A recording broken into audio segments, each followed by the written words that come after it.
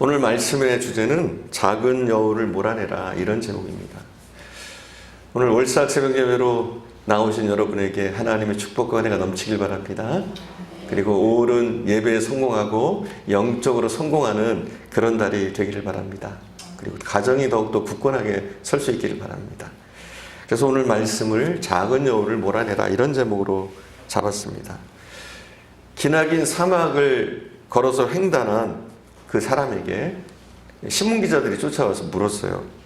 사막을 횡단하는 중에, 이 사하라 사막을 횡단하는 중에 겪었던 가장 큰 고통이 뭡니까? 무엇이 가장 힘들었습니까? 이렇게 물었어요. 대답을 좀 회피합니다. 그랬더니 계속 기자가 질문하는 거예요. 뜨거운 태양 아래서 물 한 방울 없는 광야를 걸어갈 때 그때가 가장 힘들었습니까? 횡단자는 이렇게 얘기합니다. 아닙니다. 얘기해요.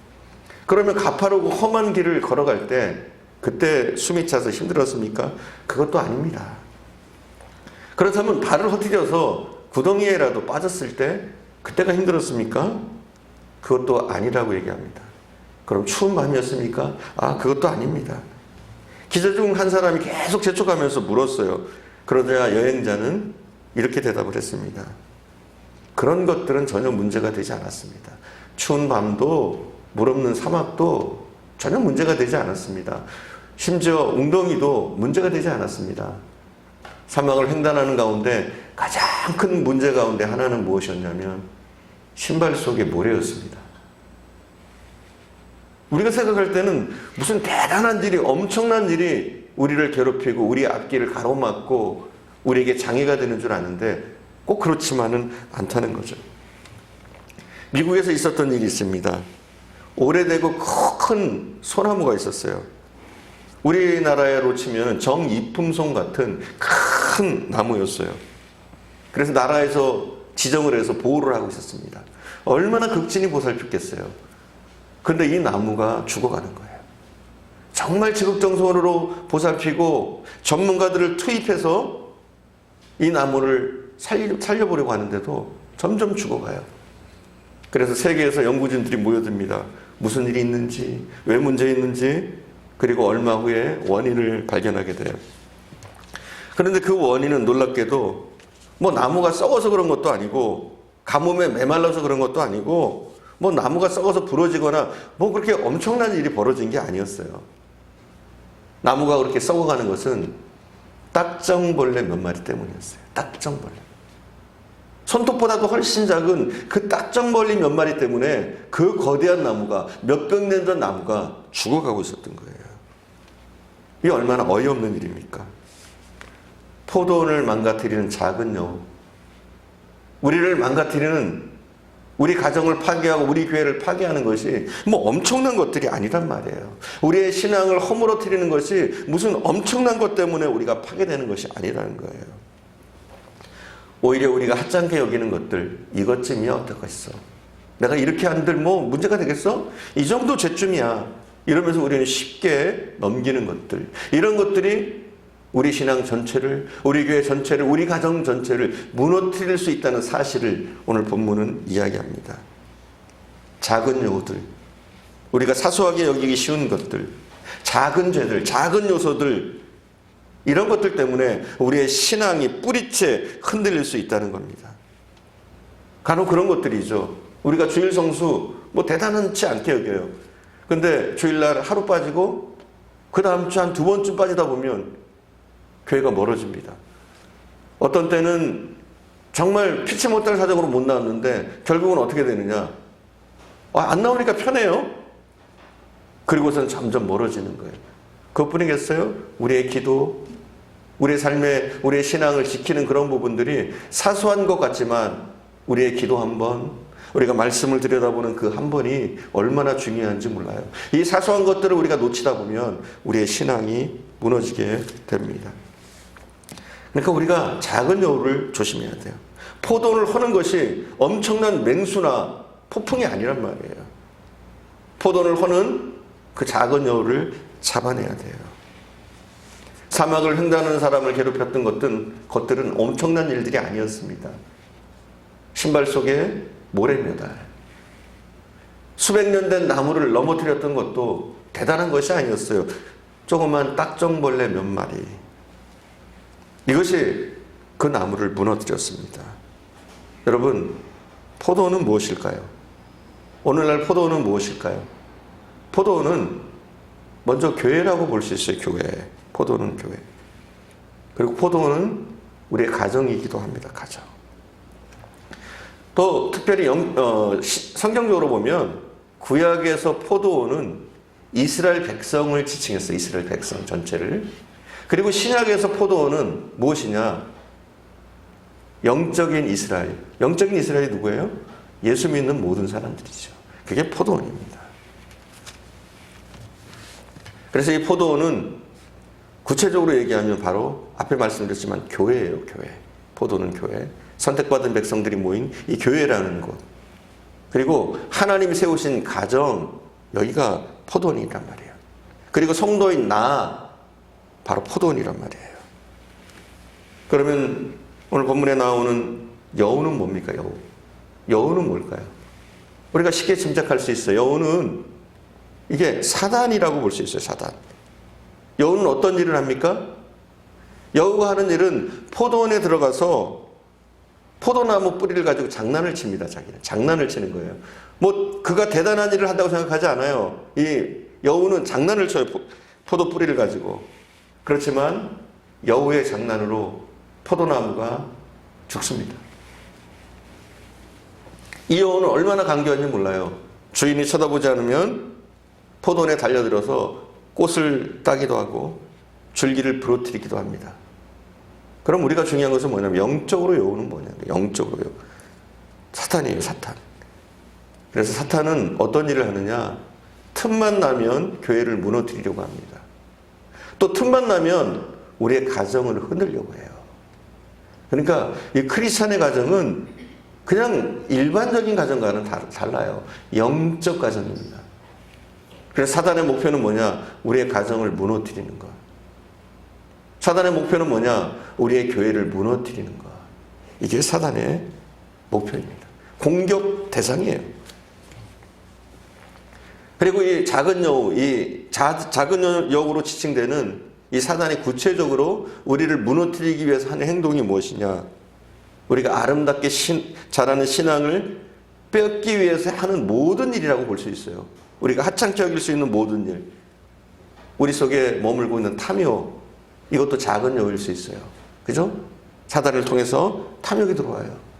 육체적인 정욕, 거짓, 그리고 의심, 하나님을 향한 불순종, 때로는 우리의 결단을 허무는 모든 것, 우리의 마음을 흐트러 놓는 것, 하나님께 집중하지 못하게 하는 것, 이 모든 것이 사단의 작은 여우 같은 공격인 거예요. 한마디로 이 일들을 통해서 교회의 일을 방해합니다. 결국은 이렇게 지속적으로 공격하다 보면 교회가 허물어지고 교회가 쓰러지게 되는 것이죠. 또 이 작은 여우는 우리의 가정을 파괴하는 모든 것이라고 볼 수 있습니다. 여러분, 우리의 가정이 왜 무너집니까? 엄청난 일로 무너집니까? 아니에요. 말 한마디로 무너집니다. 그래서 여러분, 특별히 가정에서 언어 사용을 잘 하셔야 돼요. 말 한마디가 굉장히 위력이 있어요. 특별히 우리의 태도, 인격적이지 못한 태도, 함부로 다루는 태도, 이런 것들이 문제가 되는 거예요. 뭐 대단한 일, 대단한 사건, 이것 때문에 가정이 무너지는 것이 아니에요. 말 한마디, 행동 한번, 그 사람을 인격적으로 대하느냐, 대하지 않느냐, 이런 것. 우리의 폭력적인 언어, 그리고 우리가 분노를 조절하지 못하는 것, 이런 것들이 사실 가정을 무너뜨립니다. 때로는 원망이 많은 것, 또 굉장히 부정적인 태도, 이런 것들이 우리 가정을 허무는 작은 여유일 수 있어요. 때로는 게으름, 이게 우리 가정을 무너뜨리는 작은 여유일 수 있는 거예요. 여러분, 우리는 이 작은 여우로부터 우리의 포도원을 지켜내야 돼요. 우리의 교회를 지켜내고, 우리 가정을 지켜내고, 우리 자신의 신앙을 지켜내야 됩니다. 그럼 이 여우로부터 지키기 위해서, 이 여우를 몰아내기 위해서 해야 될 일이 뭡니까? 먼저 성령 충만이에요. 성령 충만.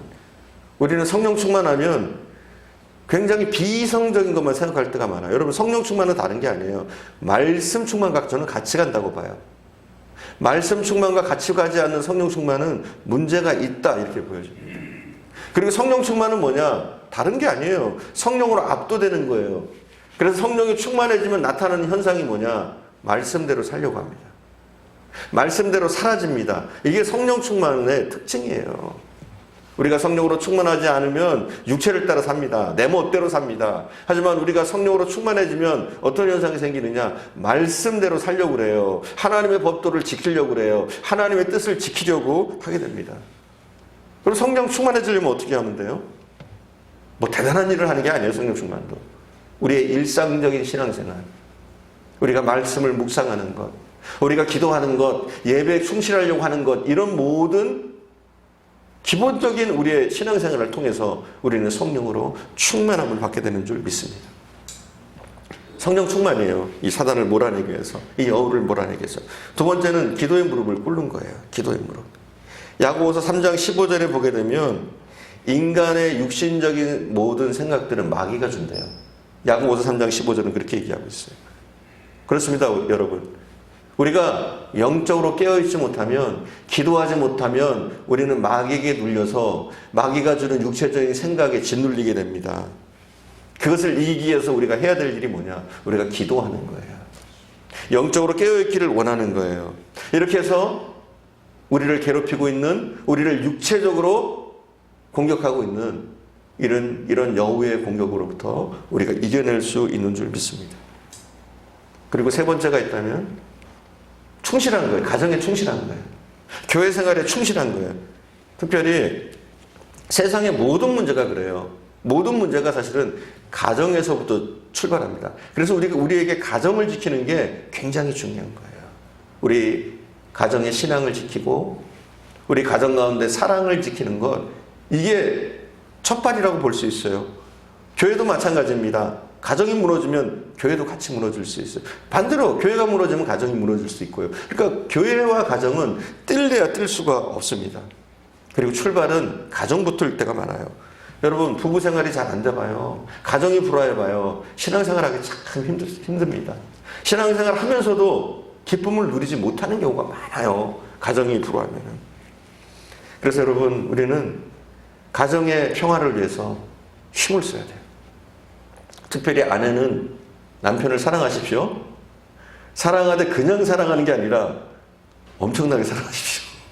그냥 사랑하는 것이 아니라 아낌없이 사랑하십시오. 그렇게 하는 거예요. 그냥 뭐 재가면서 뭐 조금 남겨두고 사랑하는 것이 아니라 아낌없이 아내는 남편을 사랑하고 아낌없이 남편은 아내를 사랑하는 거예요. 이렇게 되면 든든합니다. 그리고 서로 신뢰관계를 맺는 것. 아내와 남편이 신뢰관계를 맺고 자녀와 부모가 끔찍하게 사랑하고 서로 신뢰관계를 맺는 것, 이렇게 하면 든든해지는 거예요, 여러분. 우리가 작은 여우를 몰아내는 방법은 구체적으로 세 가지예요. 세 가지입니다. 성령 충만, 그리고 두 번째는 기도의 무릎을 꿇어야 된다. 세 번째는 뭐예요? 우리가 가정생활에 충실한 거예요. 이러면 여러분 지킬 수 있습니다. 우리 가정을 지켜나가면, 우리 가정을 믿음의 가정으로 세우면 가정을 세울 뿐만 아니라 우리가 사회생활에서도 능력 있게 살아갈 수가 있고요. 뿐만 아니라 우리의 교회를 더욱더 든든하게 세울 수 있는 줄 믿습니다. 우리가 힘써 갖고 왔던 포도원 아닙니까? 힘써 갖고 왔던 교회 아닙니까? 우리가 눈물과 땀과 피로 이룬 교회잖아요. 이 교회를 사단은 무너뜨리려고 합니다. 여러분, 놔두지 마세요. 조그만 틈도 보이지 마시고 사단이 무너뜨리지 못하도록 우리 교회를 지키고, 또 하나님이 우리의 가정을 어떻게 이루어 주셨어요? 이 가정도 마찬가지입니다. 우리가 기도하면서 깨어서 우리 가정에 침투하려고 하는, 우리 가정을 무너뜨리려고 하는 이 작은 여우들을 잡아내고 쫓아내야 될 줄 믿습니다. 이렇게 승리하시는 저와 여러분 되기를 간절히 축원드립니다. 기도하겠습니다.